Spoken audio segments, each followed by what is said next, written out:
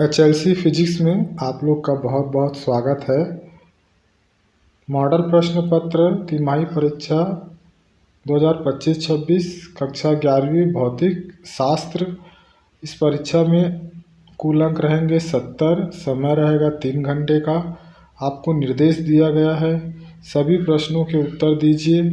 प्रत्येक प्रश्न के अंक आगे लिखे हुए हैं। खंड आ वस्तुनिष्ठ प्रश्न।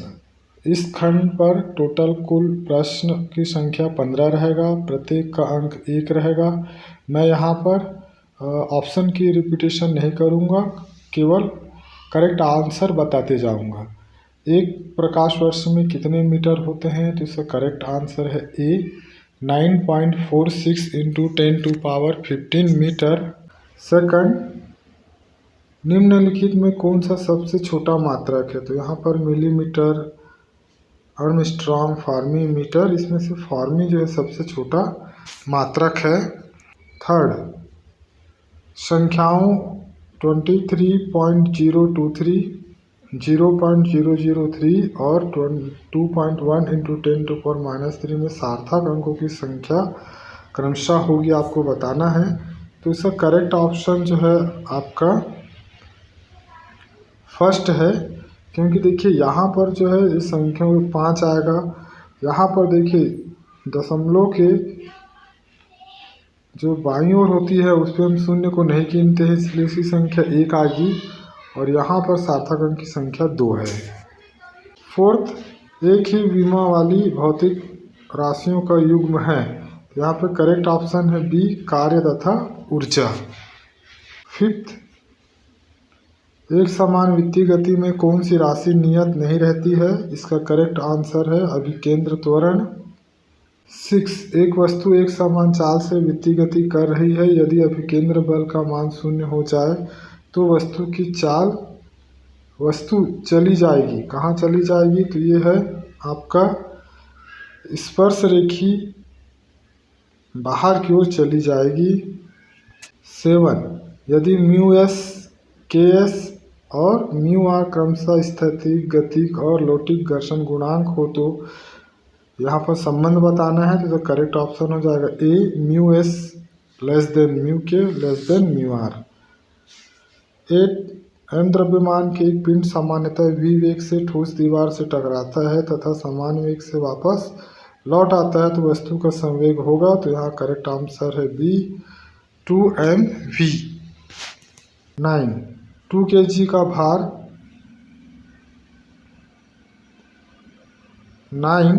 2 kg का भार 3 पिंड ए बी सी डी एक स्थिर घिरनी से होकर जाने वाली डोरी से बंधे हैं।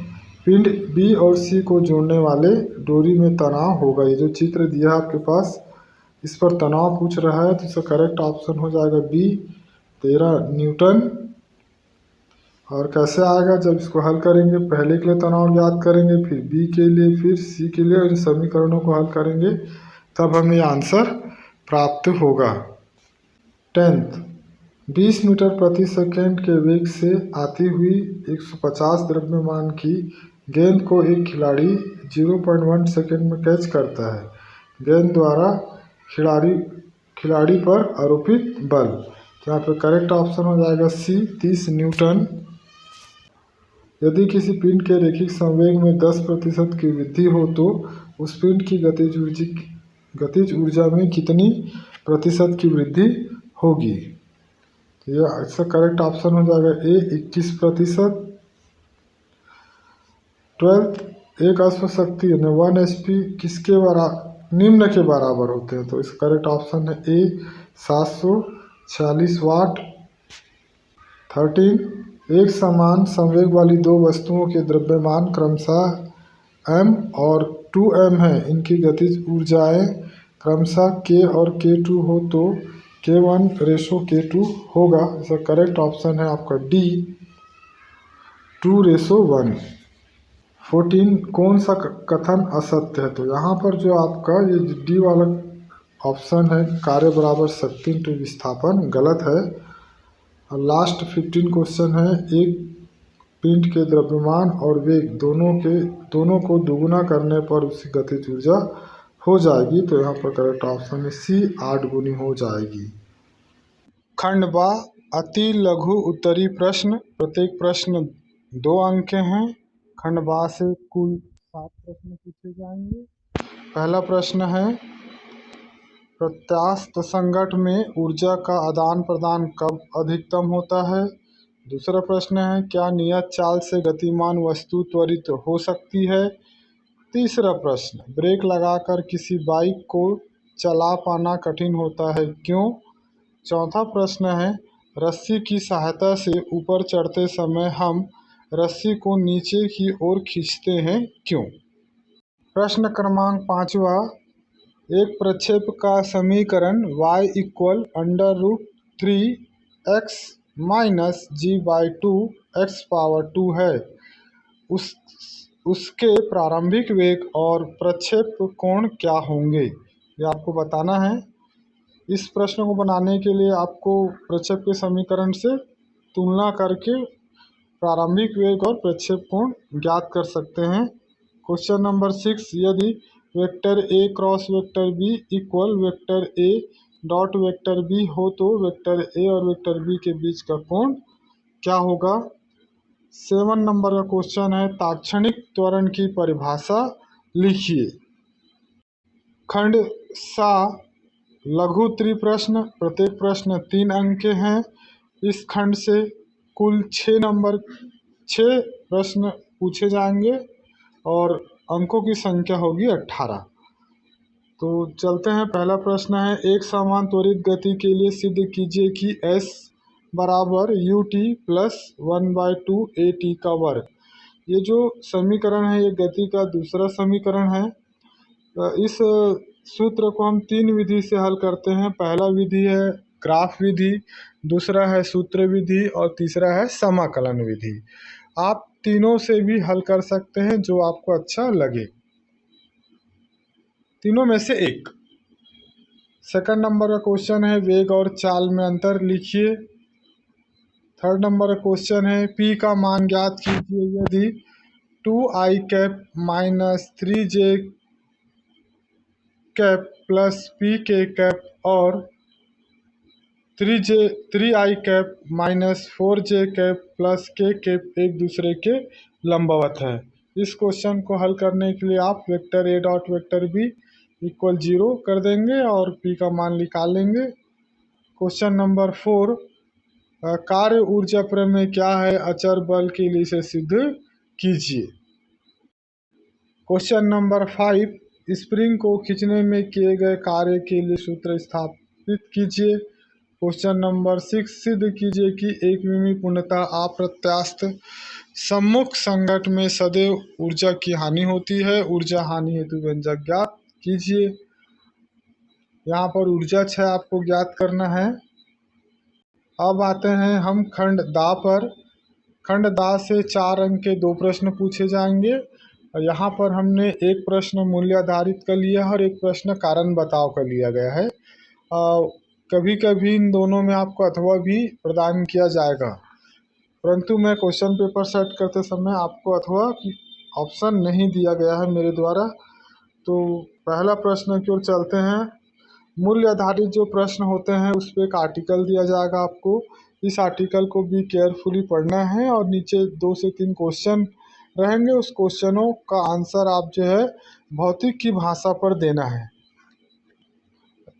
आर्टिकल है हमारा, रमेश की माँ कुएं से बाल्टी के द्वारा घिरनी में रस्सी डालकर पानी निकाल रही थी। रस्सी पुरानी थी सो टूट गई, जिससे उसकी माँ पीछे की ओर गिर पड़ी। रमेश ने तुरंत अपनी माँ को उठाया। माँ को चोट लगी थी, इसकी जानकारी उसने अपने पिताजी को दी। फलस्वरूप उसकी माँ को तुरंत चिकित्सा सुविधा उपलब्ध हो गई। रमेश सोचने लगा कि रस्सी के टूटने से उसकी माँ पीछे की ओर गिरी, आगे की ओर नहीं, क्यों। उसने भौतिकी का 11वीं का अध्ययन किया, उसको उसके प्रश्न के उत्तर मिल गया। अब उपयुक्त गद्यांश को पढ़िए और निम्न प्रश्नों के उत्तर दीजिए। जैसे पहला प्रश्न है, रमेश ने किन मूल्यों का प्रदर्शन किया। दूसरा प्रश्न है, रस्सी के टूटने से रमेश की मां पीछे की ओर क्यों गिरी? इस घटना में गति का कौन सा नियम लागू होता है? तीसरा प्रश्न है, रॉकेट नोदन किस नियम पर आधारित है, समझाइए। यहाँ पे रॉकेट नोदन किस सिद्धांत पर कार्य करता है उसका भी आप सहारा ले सकते हैं। अब हम आते हैं दूसरे नंबर के क्वेश्चन पर। 4 नंबर के दूसरा क्वेश्चन, निम्न के कारण बताइए। कोई 2 लिखना है। 3 क्वेश्चन यहाँ पर दिया गया है। पहला क्वेश्चन है, राइफल चलाने पर चलाने वाले को पीछे की ओर धक्का लगता है, क्यों? बताना है आपको।